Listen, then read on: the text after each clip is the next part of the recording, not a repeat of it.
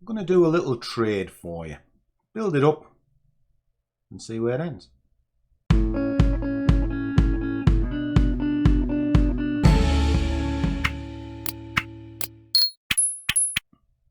And a warm welcome to one and all. And for those of you who have not seen me before, my name is Langers. I am the overgrown child that is the Scruffy Trader. And each day I come to the screens and I put trades on and I film them as part of my journal. And that is kind of where this channel came from. Because if I got it wrong, it just means I can then go back and replay it. Anyway, cut long story short, here we are. And today, what I'm going to do is I'm going to pull on my screens in just a tick and look at the German DAX, because it seems to be giving a little bit of signal at the moment, and I'll go through that. But prior to getting into the chart and doing a trade, I noticed something on the Discord group this morning. One of the guys was asking, should you only look at one market? And I kind of got the old grey matter going, so it was actually a good comment to make. So a little salute to you, Gavin. And I thought I'd answer it for you. Yes is the ultimate answer. If you're relatively new to trading and one thing and another, you can get easily dazzled by all the flashy lights. And you certainly get dazzled by... You ding dong! Give it to me again. You ding dong! Yeah. And no, you're not going to be driving a Lamborghini in a week. It's just ludicrous. But how do you learn the craft? How do you get to be consistent? Because that's another thing that's asked of me all the time. How are you so bloody consistent, Langers? Well, the answer is very simple. I don't trade that much. You know, I am very patient. I'll sit and I'll wait and I'll wait. And when the conditions are right, I'll enter. And that's what makes me consistent. Jumping in and out of the markets is not my thing. It might work for some other people, but for me, not so much. And I'll wait constantly. Now, if I'm on a single market, that waiting could be days. Nature of the game. But at the end of the week, there will be more profit in the bank. And that's the ultimate goal of trading. It's got nothing to do with how many times you trade. The score count is how much bank you have. And that's it. So in answer to the question, Gavin, when you're starting out, yes, look at 1-2 markets, get to know them intimately, and throughout that process, you'll start to learn how the charts move, whether they're in a trend, whether they're in a range-bound condition, because you're seeing it over and over in the same conditions. In other words, you're seeing it build up because you're looking at the same market each day. But if you're looking at 28 markets, you're not going to be able to see the transition, you know, because one market's going to be showing one thing and another market's going to show something else. But if you're concentrating on one or two, you'll see the trend grow, and then you'll start to be able to recognize what pattern made that grow. Isn't that logical? So that's it. The next part of the puzzle, I guess, is what market do you trade? Well, if you're sticking to one market and you're wanting to look at it every day, you want something that can move. So you need something with a high ATR, something like cable, the DAX, the Dow, something along those lines. Because if you're looking at some of the more obscure pairs that only do sort of 30, 40 pips in a day, you're not going to get a lot out of it. So look at something that'll shift. I predominantly look at the DAX every day because it moves every day, as does FTSE. I've always got my eye on them. And it works for me. But anyway, let me pull the chart over and we'll see what the DAX has to give us today. At least we will in a second. There we go. Okay. So, what are we looking at? How do we build this chart up? Well, it's very simple. We can see it is on a lovely little run up. It's not looked back, but it is stalling now. And you can see the stall point. It pushed down, it pushed up. It actually went to where I said it would yesterday. And if we have a look, there's sort of the running total from yesterday, doing quite well. And again, I have no positions running for today because today is quite slow. I said it to the guys earlier on in the Discord group about how slow the market is running. And for those of you who have not seen our Discord group, this is it here. What it is, we chat about everything that is Forex. We have our normal sort of music, and there we are. There's a trade ID for cable that I was looking at earlier on today. And we do talk through emotions, etc. And there's Gavin asking various questions, as they all do. And we get right into it. We pat each other on the back when things is going well. But we also lift each other up when things are not so well. There's chart markups every day where each of the members, they're all there to help each other. So it's a great place to come and check out. Okay, so let's get back to this. So what are we looking at? Well, I'm looking to sort of short this. And I know you're looking at that and thinking, hold on a second here, big fella. That thing's moving up. You're right, it is. But it is also looking to come down. And when you're on a downward move, if you see these waves, it moves up, pushes down, moves up. What you're looking for is the aggressive move and a shallow pullback. Aggressive move, shallow pullback. Aggressive move, shallow pullback. Well, that's an aggressive move. And it's more aggressive than that. And this is flattened out. So my theory is down because that is a shallow pullback. Common sense. Or, well, it is to me anyway. So what I'm going to do today is I'm actually going to use the daddy levels today. What are daddy levels? Well, what you do is you put a series of levels on it, which is there and there. You want the open and the close. You want the high, just like so, and the low. Well, I've done that backwards actually, the high and the low sort of thing. Anyway, so it's the high, low, open, close, but you also want a midpoint. Okay, measuring tool in the middle. Just pull that up there, so you can see what the midpoint is, which is there. And these are the levels I'm going to work with today. Just like so. Right. Simple. So I have that marked up. What's that got to do with the price of bread? Well, at this moment in time, not a lot. All it's doing is it's telling me what the parameters are of the market today. Drop it to the 4 hour so I can now see what's going on. As we can see, it has bounced around this area, rocketed up, stalled a little bit of indecision. This is thinking about it. Okay. So what's my game plan? Well, I'm going to drop it to the hour. And I'm going to watch this. My game plan is this.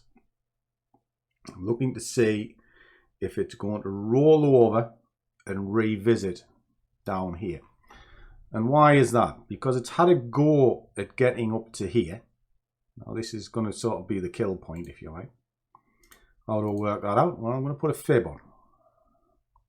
All right. Fib extension.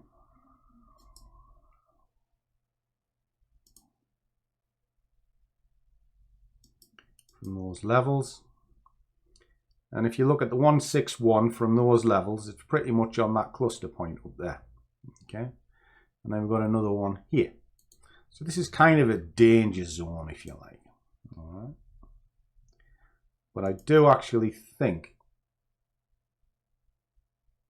it's an area of attraction. That area there. All right. So there's all ways to trade. So I'm happy to enter anywhere from here to here, going back over to get to here. All right. Now at this moment in time, it's a bit early.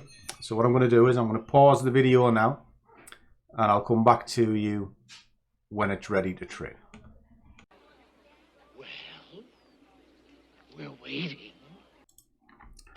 Okay guys, so I'm just enjoying my coffee and it looks like it's starting to cook.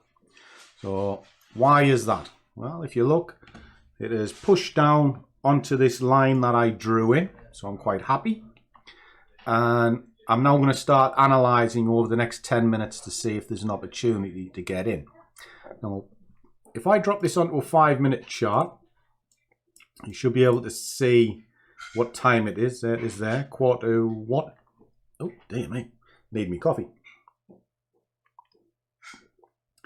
And you'll see it's starting to push down. It's pushed up, it's pushed down, it's pushed up, it's pushed down, pushed back up, but it's not making new highs, so this is telling me we're not far away. All right. Why do I show you the time so much? It's because I kind of have a bit of a hang up about a lot of the YouTube channels that I watch, where they'll just show it on TradingView and it's wound back. If you sort of look at the bottom, you'll see the date there, 22nd of April, and it's Q1. This is live. Whereas a lot of the YouTube channels that I watch, they're rolled back and they're cherry picked, and I don't like that. You should trade in the moment and you should see what is happening, and then you can verify it pretty much the same day, because these get put up the same day. So what we're looking at, right, it's breached. It's gone under there. So if I drop this to 5 minutes, there we are. We can see the close. There it is there. It's closed under that. I'm happy to go. So there's no point candle counting because it's on a downward trajectory. So we're going to do the same drill as always. We're going to put 10 pips in on a sell, but I'm going to do it just a tick or two underneath, and I'm going to put another one in it, sort of 20, same place. Okay, just like so. All right, so they're the orders. Didn't need to analyze it too much, because when I've dropped down into here, this was my T line, trigger line, and the idea that was in my head is, as soon as there's a close underneath that, I am happy to go into the market. But I let the market come to me. So as you can see, it's moving away, but I'm not worried because my pricing is here. It hasn't took me into the trade. If it doesn't take me into the trade, it's not the end of the world. So now I can start building up some little patterns. Well, I can show you. So if I go out to here, all right, I have an order there. Now I can now start manipulating and moving my orders about. The 10 stays where it is because I want to sort of capitalize on that, and I'll show you. So what I'll do is I'll just draw a line there, and as long as the price is on this side, I'll keep entering the market. If it gets on the other side, then I'll just kind of let it play out. Why do I do that? Well, often the markets will bounce, and you will see them bouncing backwards and forwards. Here, you can see it, bounce, bounce, bounce, bounce. Why 10 pips? Well, because 10 pips on the DAX is quite a short burst. It'll do 10 pips in 5 minutes. Let's have a look. I'll show you. I shall show you. So there's a candle there. That candle's 14. Okay. How much is that one? That one's 9. Well, you might as well say 10. So I kind of know it does 10 pips in 5 minutes. Another way to do it, of course, is just drop on your average true range. And there it is there. So it's sort of like 10 pips. It's currently running at 8 pips. So 10's not out of the ordinary. So what will happen at this point? Well, if it comes down, gets to the order. In fact, what I'll do is I might even scale these orders. I often do that as well. So if I put that there. So as soon as the price comes down there, I'll take £4 off, leave £1 running. If it comes back up to here, just enter the market again. Get another 10. As soon as it passes the line, take another £4 off. And you just let little bits running and then just see how far this will run. It's all about managing a trade and building up a position. So what I'll do now is I'm going to follow the price up. And what does that mean? Well, you can see it's moving against me. So if that closes up here, I'll just move that up to a better price till we hit roughly around this area. And I'll just scale it up, scale it up. You never know, I might even just keep on running it because it will retrace back. That's the feeling that I have from the chart from looking at it. Okay, so what I'll do is I'll just let it run. You know what I'm going to be doing. I'm going to be putting orders in here and running it down. I will be doing the Scruffy Madness, which is buying in at a better price all the way up to here. Once I'm in, ideally I will just get these in around here, and if I break this green zone which I marked in, I'm kind of wrong. So I've got defined areas of what I'm up to. So there we are, that's closed up there. So we're going to move these up to a better price. So we'll just kind of just shy of the blue line for now, just like so. And I'm going to alter I'm going to put a little box on for 10 pips.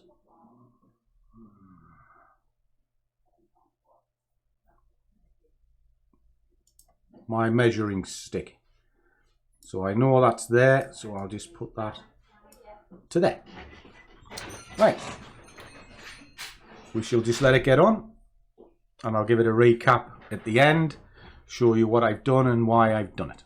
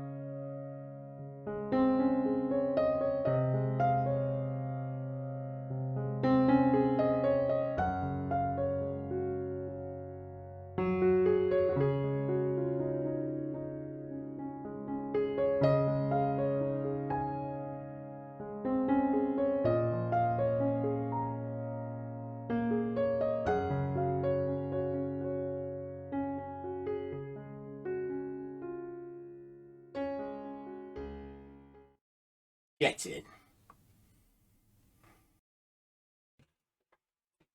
And that is that.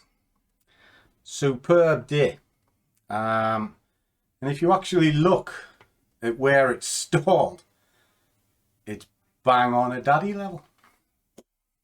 Result. So let's see how good that result was. There you go. Just shy of 800 quid. Can't grumble with that. Me pretty much done for the week now.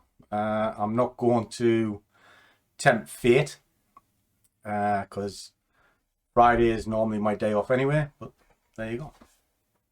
So again, clean chart.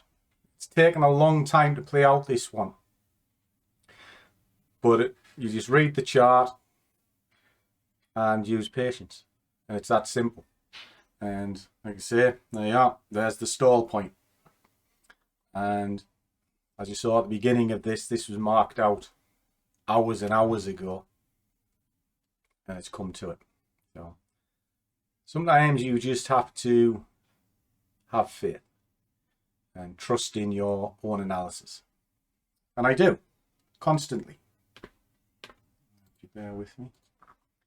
And that's the key thing with trading. I genuinely trust what I'm doing, which is why when I'm going into the markets, I do treat profit and stops completely separate. Yes, you must control your risk and you must understand what risk is. But you've also got to understand how the charts breathe. And they will move up and they will move down. And I don't subscribe to all of the normal way of trading. A lot of it I just think is sales hype to get you in to buy a course, etc., where they're talking about higher highs and lower highs and all this sort of shit. You look at a chart and they'll show you it in TradingView, which is why I don't like TradingView, because you can always find a perfect trade. And an absolute perfect trend like that, where the low is constantly getting higher and the higher highs are constantly getting higher in a constant chain, doesn't happen that much in the real world. You know, the markets are all over the place. And sort of case in point, an Elliott wave is not an Elliott wave till it's an Elliott wave. Well, how do you know? You don't till it's pretty much complete. So it's actually pointless. Oh, and things that are not pointless is for me. It is? Wow, wonderful as shit. See, at the end of the night, she brings me a beer because she's a wonderful wife. Actually, what she's trying to do is get me blind drunk so I fall asleep and don't harass her all day. Would you like me to harass you? You harass me every day. Would you like to put your bikini on? I don't have a bikini. Would you like to get naked? You dirty old man. Come on, Get back to work. let's have a beer and get naked. Let's get back to work. Alright, okay. See what I've got to put up with. I'll wear my bikini on holiday. We're not allowed to go on holiday. Does that mean... I'll tell you what, I'll pitch a tent in the garden. That's not really holiday, is it? Worth a shot. Scraping the barrel, that one, isn't it? And roll on Disney's ship. Soon as that thing sails, I'm on it. Anyway, sorry. What was I saying? Before I was rudely interrupted. Well, I wasn't rudely interrupted. Love of my life. And you've got to enjoy your life. And that's the thing with trading. And funny enough, I was asked about that today. A little shout out to Dusty Bin. Who was asking about how do you control emotions? Well, what you see with Winky around and one thing and another is exactly how I control emotions.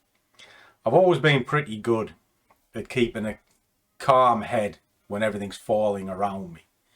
That has to do with, well, I had high pressure working environments from my mid-20s right the way through. So you just kind of get used to it. But even sort of before that, as a kid, and I was never one of those panicky kids. You just get on with it.